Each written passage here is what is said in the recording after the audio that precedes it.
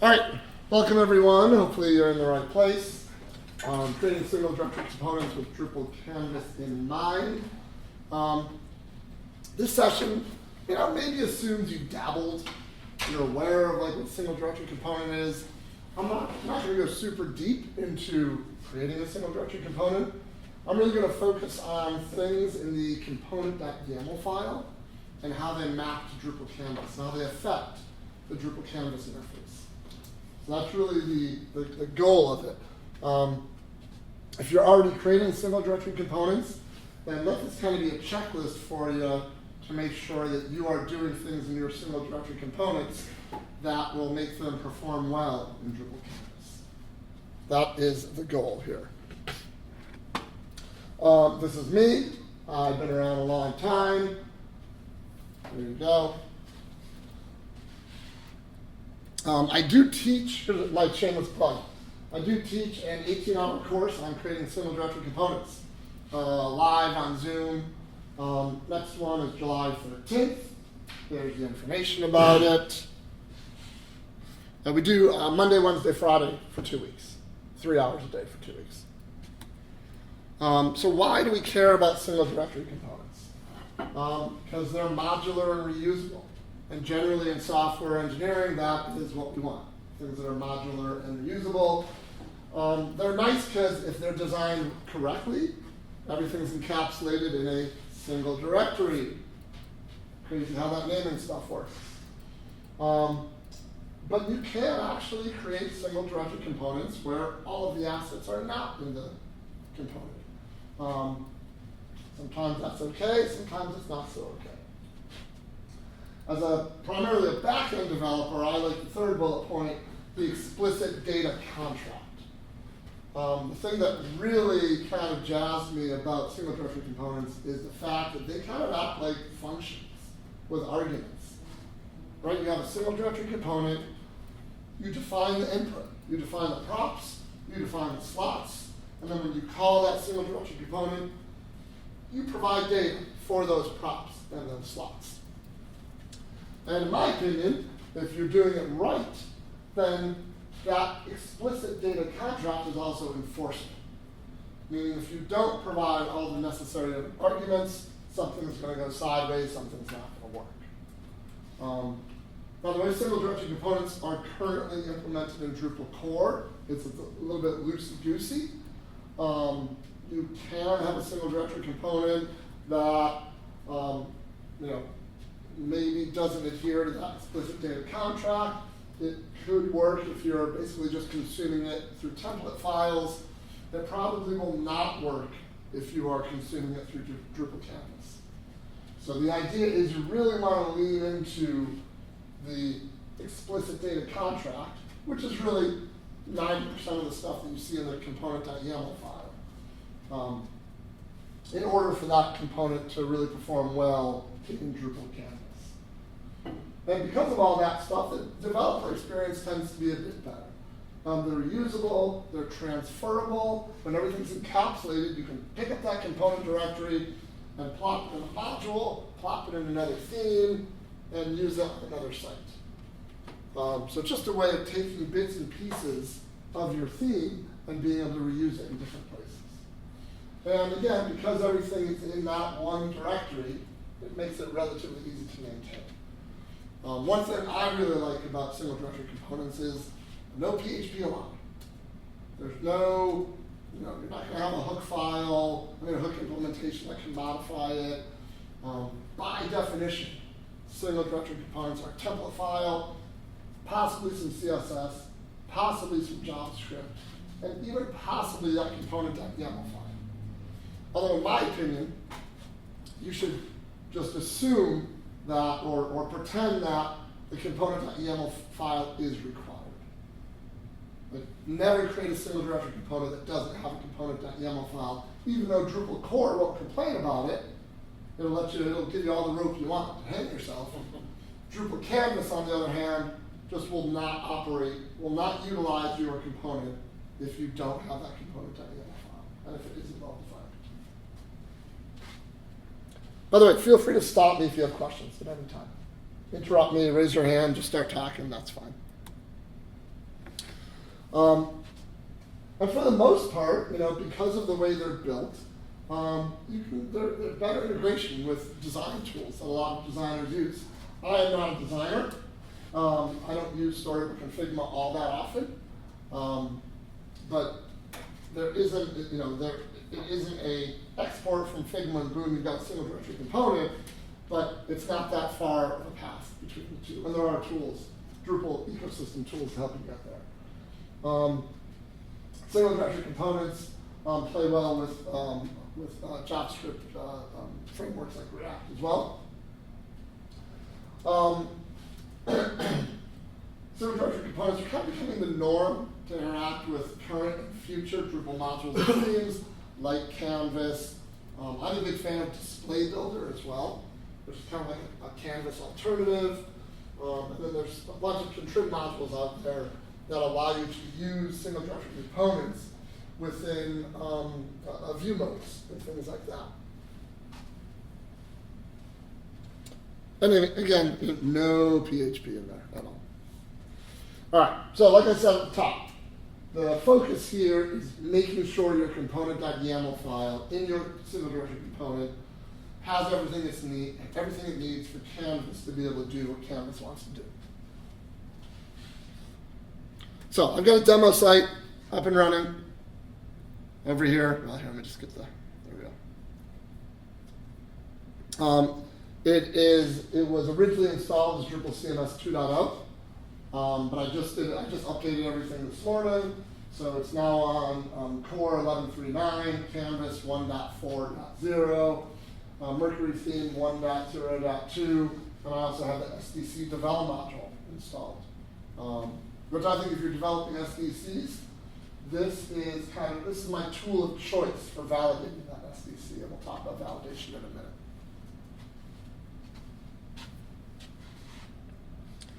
All right, so if you don't have that component.yml file, you could probably still use your component if you're just consuming it directly in a template file. If you're calling that component from a node template or whatever.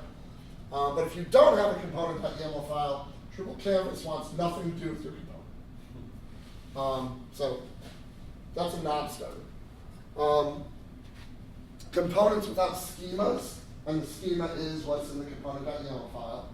Or another way of saying this is components without the component.yml file cannot be overridden. The keyword in SDC land is replaced, not overridden, but you can't override a component if it doesn't have a component.yml file.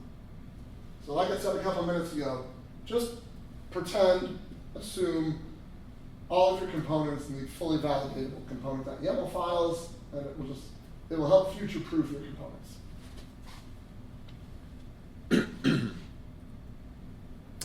All right, validatable SDCs. Basically, we're talking about making sure that your component.yml file is valid and making sure that the props and slots you have defined in that component.yml file are one-to-one with what's in the template file. That your template file doesn't have these extra variables that it's waiting for that you haven't defined in your component.yml file, and you don't have a proper slot defined in your component.yml file that isn't going to be output somewhere in your template file. So you want your SDCs to be validatable. On the back-end development side, I'm a big proponent of PHP stamping. Before I make any commit, after writing PHP, I run my PHP stamp tool to make sure everything's cool. That's the way I think about this SDC develop module, this third bullet point. Before I make a commit to any component that I'm writing, I will run the SDC develop module. It's got a drush command, single directory component validate, SDCV, and just make sure that our component.yml file matches the template file, the format's okay, we're not using some crazy keywords, it doesn't exist. We're just making sure that it matches the schema that's defined in Drupal core. There's actually 4 different tools that we have at our disposal to help make sure our SDCs are validated. Number 1, you can configure PHP Storm, which it supports okay, not great, or VS Code, which is better. They both have support. VS Code through an extension you have to download. PHP Storm is built in. where you can basically say, okay, for any file that matches star.component.yml, make sure that file adheres to the schema over here. And that schema is in Drupal core. So you're basically telling your tool, your VS Code or PHP Storm, to validate your component.yml file against a schema that's in Drupal core. I like that one because it gives you little red squigglies. Right? So as you're typing, if you use something you're not supposed to, you get the red squiggly, just like if you have a spelling error or something. Actually, I use all four of these, to be honest with you. Number one, if you're using Drupal core dev, if you have that installed, and you have this PHP, what's it called? Setting, configuration, set in your php.ini, which, by the way, if you use ddev, it's already set that way, so it makes it easy. This will actually, if you try to use a single directory component that has an invalid schema, it will throw a fatal error.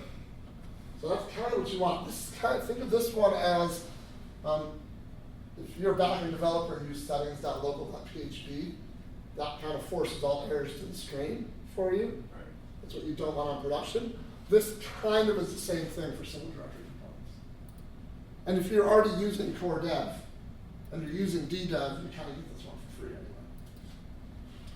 anyway. SDC develop module we talked about, and then in your theme, if you're putting your single directory components in your theme as opposed to a module, if you enforce prop schemas true, then this is just another place that now your theme is going to make sure that any schemas defined in components in the theme are valid as well. So none of these are particularly ornery, none of them not ornery. What's the word? Difficult. There's an O word. Challenging? Challenging, yeah. They're all pretty easy to use. 3 of them are kind of automatic. And then I'm always in my mindset is before I do a git commit, I'm running a tool, no matter what kind of tool I have. If it's PHP, I'm running PHP CS and PHP Stan. If it's component, I'm running Drush SDCs. All right, first thing is first, don't rely on context for props and slots. I'm going to show you an example of this in a second. Another way of saying that is you want to make sure your single directory components work with context false if you're using an include statement in your twig, or the only keyword if you're using embed. Now, again, I'm going to show you an example. And like I said, a second ago, props and slots defined in your component.yml file need to be one-to-one with what's in the twig. So what do I mean by don't rely on context for props and slots? All right, so I've got this is just a node template. It's kind of like where I play around. So here, let me find a simpler one.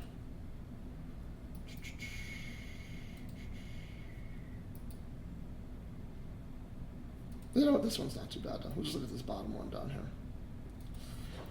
All right, pretty standard twig. Can you guys see that?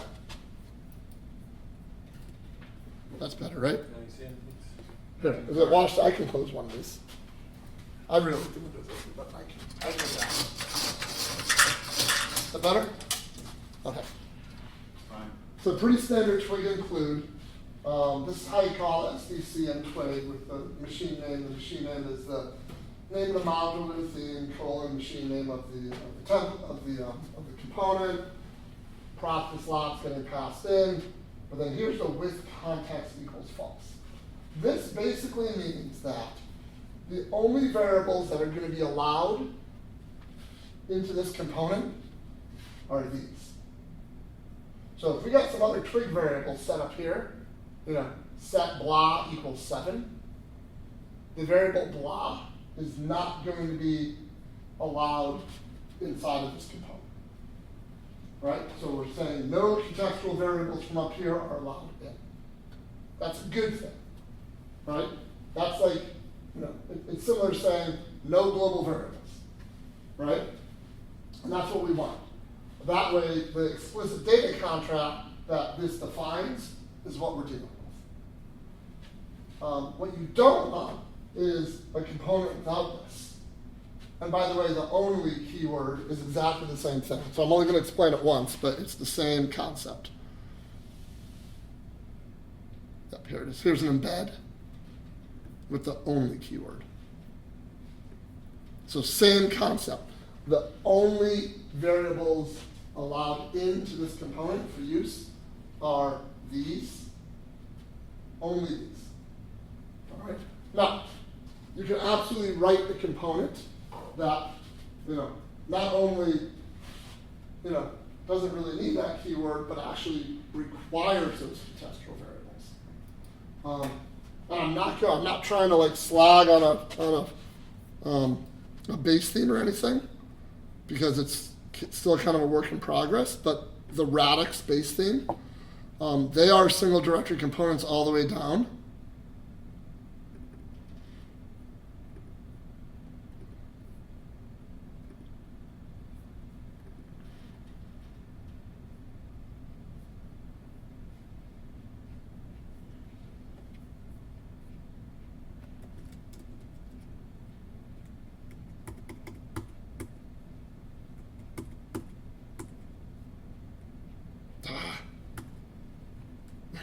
I thought it was in here, sorry. Oh, okay, how about embed? Oh, okay.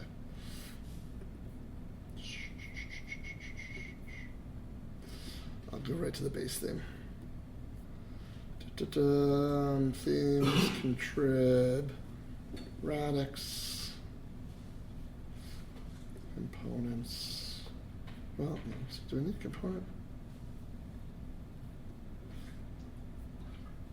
Sorry, it's the only one I didn't open in preparation here. Page.twig, let's try this one.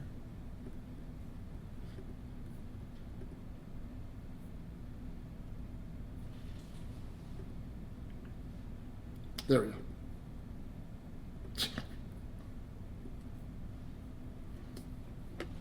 That's an include for a component in the Radix base thing called page navigation.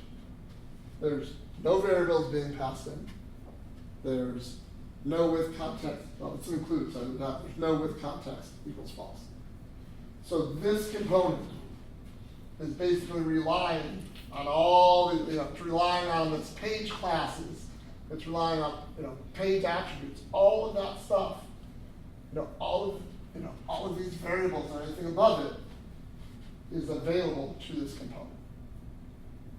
And it makes it so this component is not very portable, right? You can't pick up that component and throw in another theme because there's no data contract, and you'd have to like really work to figure out what does it need.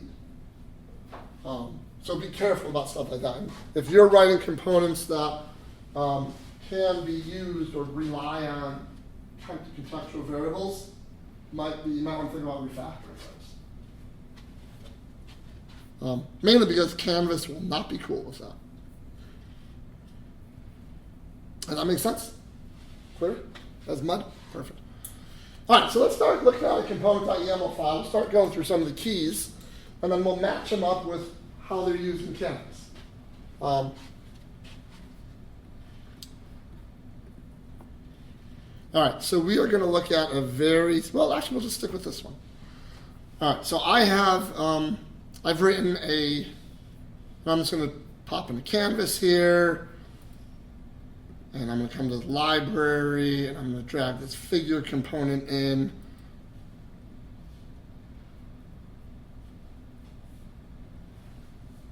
Actually, that's not a very good one to start with. I'm going to do a simple one. Let's do chip. The simplest of all.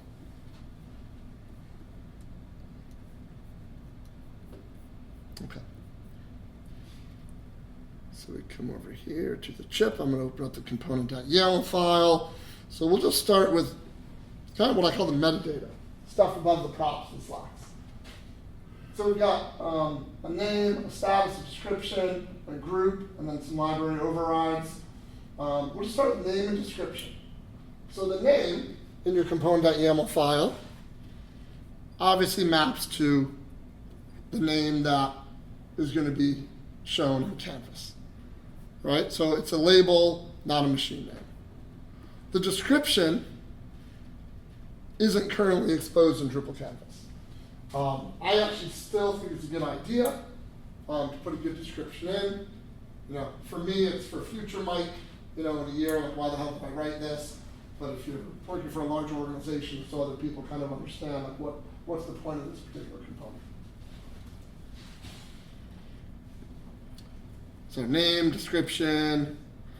The status key, if you leave it out, you're fine, right? If you don't put a status key in your component, you're fine. That component will be attempted to be made available in Canvas. We'll talk about that in a few minutes. If you choose to have the status key, by default, Canvas will only display the component if that status is stable, experimental, or deprecated.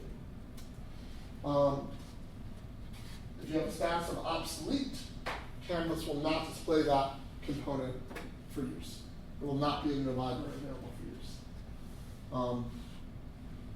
If for some reason, I didn't know where else to put this bullet point, so it's here, but if for some reason Canvas looks at your component and there's an issue where it can't surface it through the UI, there actually is a components report that Canvas provides underneath appearance.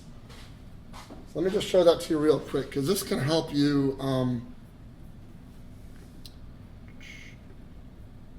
possibly debug some things. And it's kind of a sneaky little report. So under appearance up there, there's a components subtab, or components tab. And it gives you a list of available components, and then disabled and incompatible. So if you create a new component, and you're trying to use it in Canvas, but it's not showing up, your first stop should be here. Because this will give you a clue as to why. I don't know if there's anything here. Yeah, so a bunch of these AI blocks, they're not being validated properly. So I don't think there's any that we wrote here, but yeah, so here's an SDC navigation badge that is disabled in Canvas because there's a slot that doesn't have a title and there's a prop that doesn't have a title. So this can be very useful if you're banging your head saying, I have this component, I think it's working, but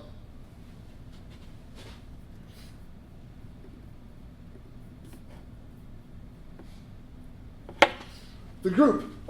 I love the group. It's kind of like a package key in a modular theme. Helps to organize the SDCs in Canvas. You probably already spotted it when I was in here a second ago. But if you go into library over here, base group, card group, and so these are all of the SDCs from the course under the Drupal Easy group.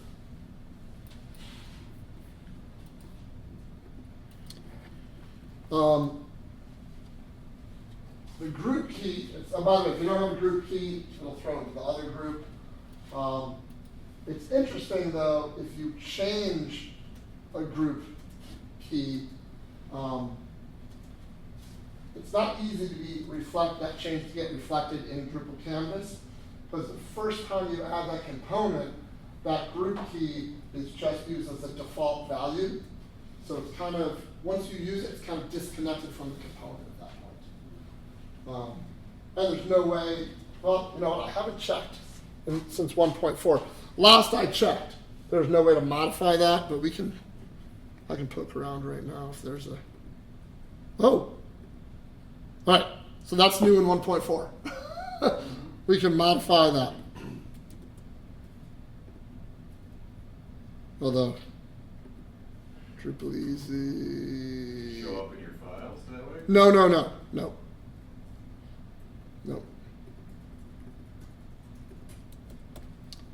All right, that's new and, let's see. Oh boy. Enter? Yeah, there we go, okay.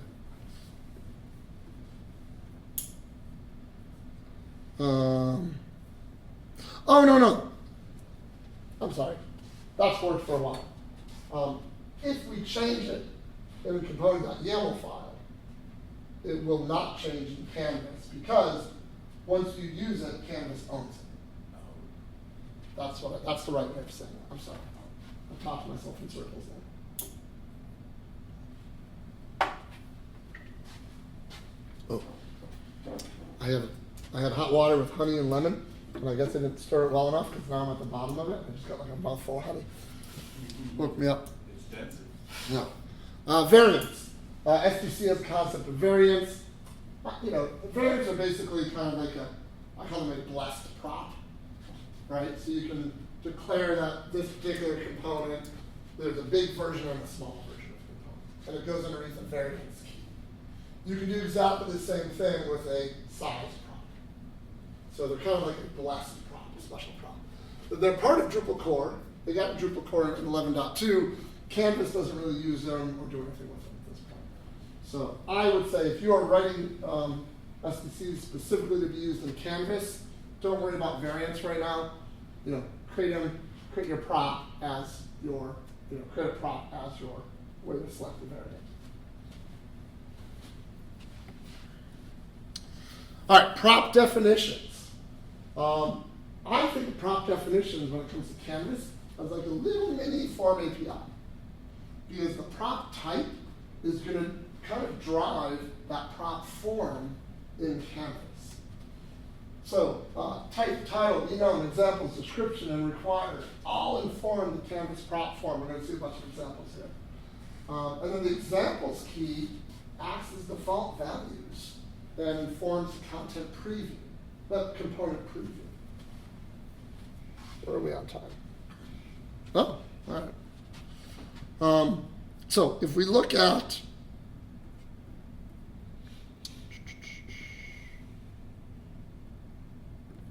this prop right here, right? So it's a dismissible prop. So there's like a little chip component. It's basically a div that has a couple properties and a slot for the content. Simplest possible component. But it has a dismissible Boolean. If the chip is clicked on, it'll disappear. A little bit of JavaScript in there, right? It's a Boolean.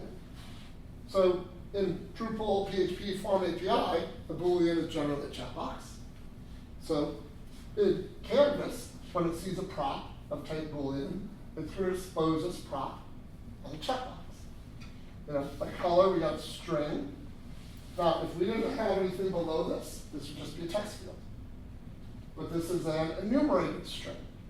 It has specific values. This string can only either be primary or secondary.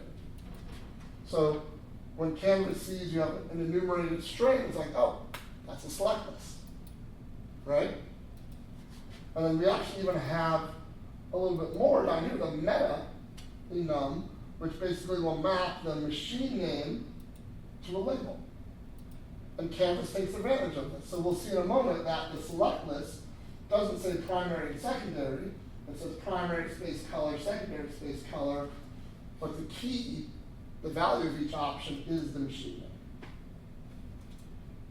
And then the example, which is not that interesting, well, the example basically sets the value of this to primary. So let's kind of go through this and see how this shows up in our theme, in Canvas. So there's our little tiny chip down there. I know it's tiny. Bink, click on it. So there we go. So we have the fact that it's a Boolean prop. We have the checkbox. We have the label. We have the description. Color, I kind of blew past that. It was marked as a required one. So we do have the required. We have primary space color as a select. Secondary color down there. And then our description there. So think of these prop definitions, especially if you're creating stuff for Canvas, as form API. So like a little component form API. Yeah, I'm going to come back. I'll show you another example here in a moment.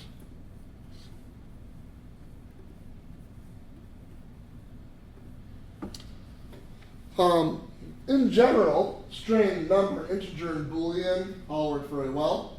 If you use integer, you get the little arrows to increment or decrement. I was very surprised, maybe not very, but I was delighted, that's the right word. Array support is working in 1.4.0 of Canvas. Hadn't been working, it wasn't working 1.2, I don't know if I actually ever checked it in 1.3, but it's definitely working. So let me show you that one, because that one's exciting for me. I've been waiting for it to work nicely for some reason. So I've got a figure component. And it's got two properties. They kind of do the same thing, but it's basically, it allows the builder, the author of the Canvas page to enter in one or more strings to be used as class names in the figure tab. So it's an array of strings, right? And then the examples are, example 1 is red and blue, example 2 is just featured, but it's a prop type of array. And then this figure caption class is exactly the same thing, just going to end up on a different HTML element. So an array of strings in Canvas, we'll just drop that there. Kind of a nice, elegant little interface there, so we can add a new one.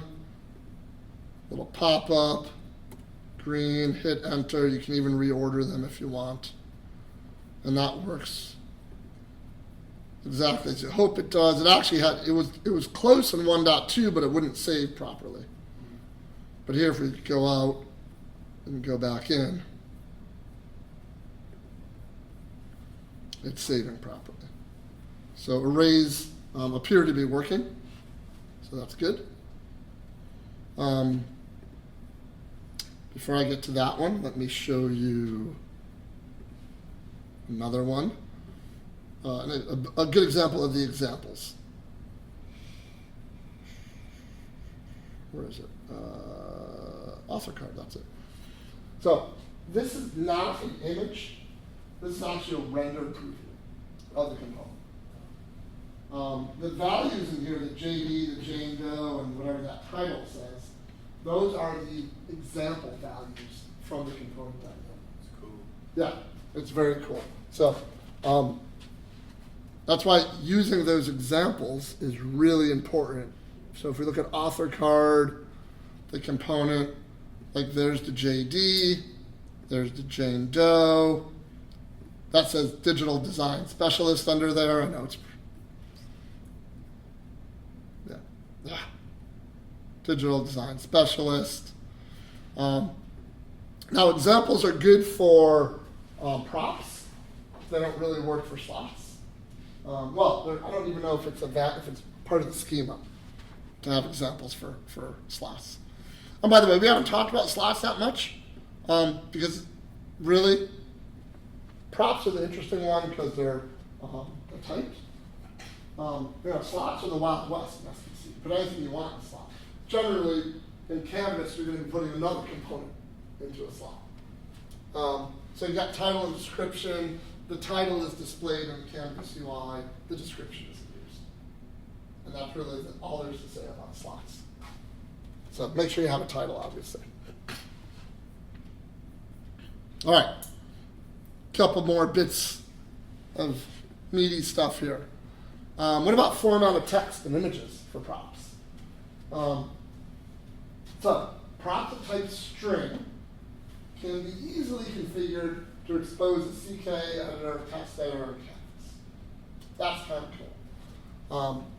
You got to be careful though, because if you do this, if you create an SDC with a formatted text area for use in Canvas, that's not super backward compatible. It can be, but you got a little more work involved. So these are kind of like when you want to create an SDC, let's say exclusively for Canvas. But it's really easy to do once you see it. So I figured I'd show it to you. So I've got a very simple text component here. So this is just a regular old, if we just look at the highlighted lines there, that's a regular old string prop. Right?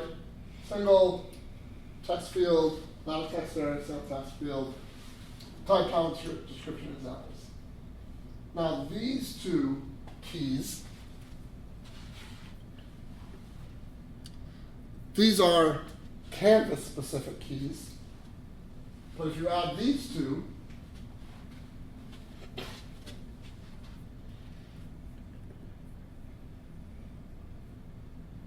did I call it texty mixed text or something? Yep. Oh, it is texty mixed text or something. Look at that.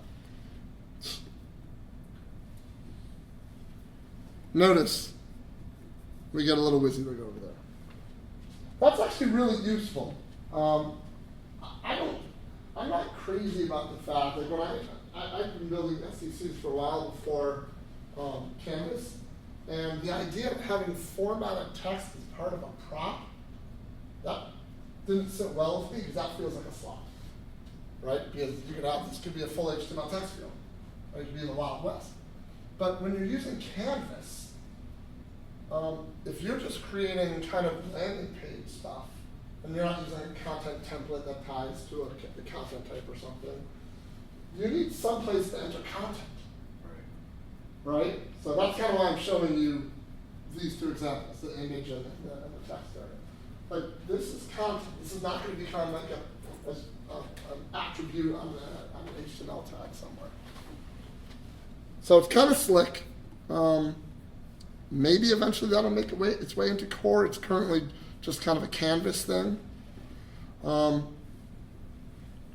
If you, let's see if we comment that out and uncomment this one, you get a plain text, multi-line text field.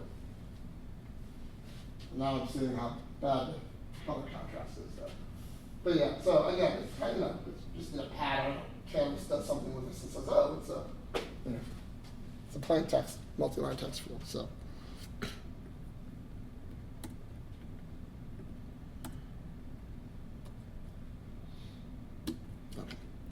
And I'll show you the last one. Let me see. Oh, images. Okay. Yeah, so images are supported in Canvas via the object type and a reference to Canvas image. So I'm going to show you, actually we're just about out of time, so I can't go too deep into this. But I do have an image component right here. So it's a type object, so it's a prop. It's an object type, and what an object type is basically you're going to get the shape of that component, and that's the word that we use from somewhere else. So is it a string, is it an array of strings, whatever, that's the shape. This we're going to get from an object, and so $ref points to the schema definition inside of the Canvas module named image. And if I have more time, I crack open that file and show it to you. But it basically says, well, an image is going to have a string that's the URL or path, a string that's the alt text, an optional width that's an integer, an optional height that's an integer. So just think of it as a data structure. And that data structure could be defined in here, but by defining it in here, that same data structure becomes reusable. So you can just, basically I'm just going to refer to that data structure over there for the shape of this. Yeah, and there's our 4 keys that make up that shape. So if you create an SDC with this type of prop, how does that expose itself?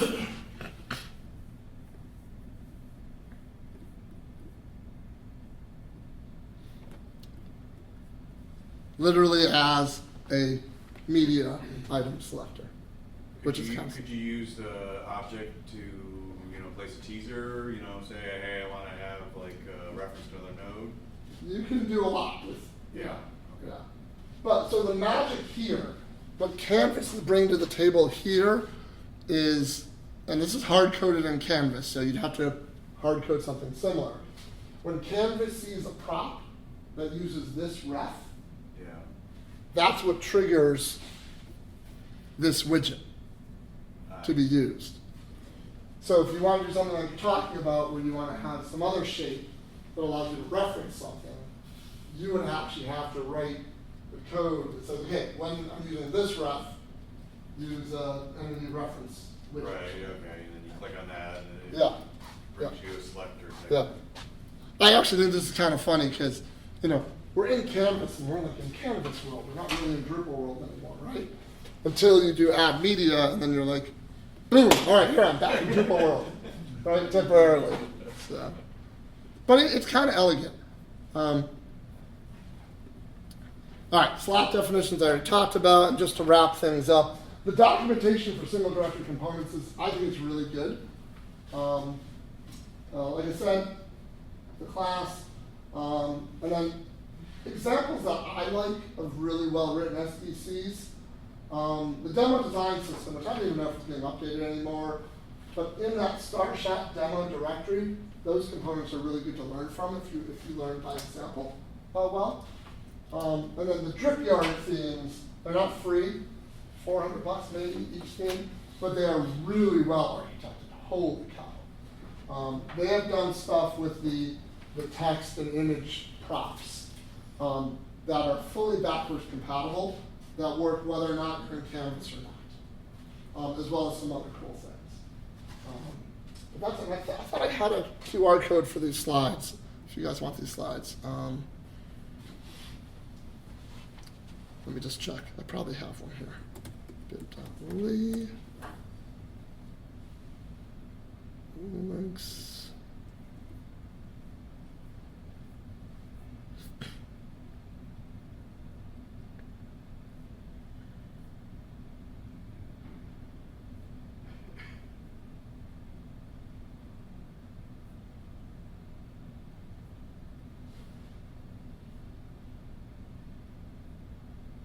SDC after. All right, here's what we're going to do. We're just going to create a new one real quick for you. Well, throw it up on the screen. If you want these slides, you can snap a picture. Do this. I think I'm already sharing them, right? Oh, geez, look at that. All right, anyone with the link can view, copy that, come over here, create a QR code, boom. I want the link as well. Do Drupal easy, SDC Canvas, and design. I like that one. Create your code, and there we go. Sorry about that. I'm going to throw that in the presentation as soon as we're done here.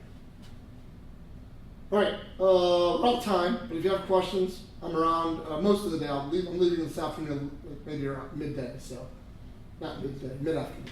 So if you have questions, find me. Otherwise, have a great rest of your event, and I'll see you around. Thank you. Yep.